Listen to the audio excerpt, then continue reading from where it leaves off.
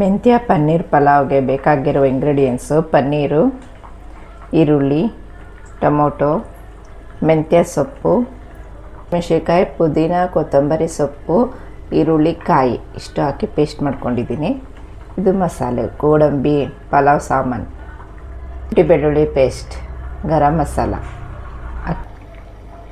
ಎಣ್ಣೆ ಕಾಯಿಲಿ. ಎಣ್ಣೆ ಬಿಸಿಯಾಗಿದೆ. ಗೋಡಂಬಿ ಮತ್ತು ಪಲಾವ್ ಸಾಮಾನು ಹಾಕ್ಕೊಳ್ಳೋಣ. ಚುರುಳಿ ಹಾಕ್ಕೊಳ್ಳೋಣ. ಕೆಂಪಗಾಗಬೇಕು. 1 ಸ್ಪೂನ್ ಶುಂಠಿ ಬೆಳ್ಳುಳ್ಳಿ ಪೇಸ್ಟು. ಈರುಳ್ಳಿ ಫ್ರೈ ಆಗಿದೆ. ಈಗ ರುಬ್ಬಿರುವಂಥ ಮಸಾಲೆ ಹಾಕ್ಕೊಳ್ಳೋಣ. ಇದು ಪೇಸ್ಟು. ಇದು ಒಂಚೂರು ಫ್ರೈ ಮಾಡ್ಕೊಳ್ಳೋಣ ಮಸಾಲೆನೂ. ಮೆಂತ್ಯ ಸೊಪ್ಪು ಹಾಕ್ಕೊಳ್ಳೋಣ. ನೆಕ್ಸ್ಟು ಈಗ ಬಟಾಣಿ ಹಾಕ್ಕೊಳ್ಳೋಣ.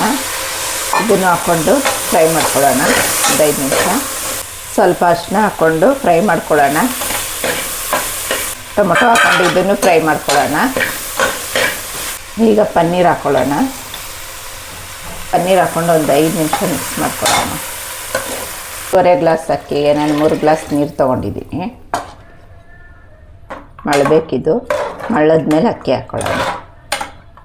ತಕ್ಕಷ್ಟು ಉಪ್ಪು, 1 ಸ್ಪೂನ್ ಗರಂ ಮಸಾಲ ಪೌಡರ್. ಈಗ ನೀರು ಮಳ್ತಾ ಇದೆ. ಅಕ್ಕಿ ಹಾಕ್ಕೊಳ್ಳೋಣ. ಮಿಕ್ಸ್ ಮಾಡ್ಕೊಳ್ಳೋಣ ನೀಟಾಗಿ.